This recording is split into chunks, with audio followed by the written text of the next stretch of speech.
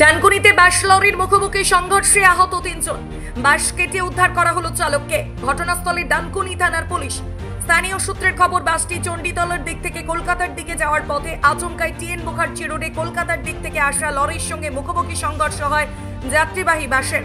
ঘটনায় বাসের সামনের অংশ দুমড়ে মুচড়ে যায়, আটকে পড়ে বাস চালক। স্থানীয়রা ও পুলিশ বাস কেটে চালককে উদ্ধার করে আশঙ্কাজনক অবস্থায় চণ্ডীতলা গ্রামীণ হাসপাতালে পাঠায়। খালাসি সহ 3 জন আহত হয়েছে।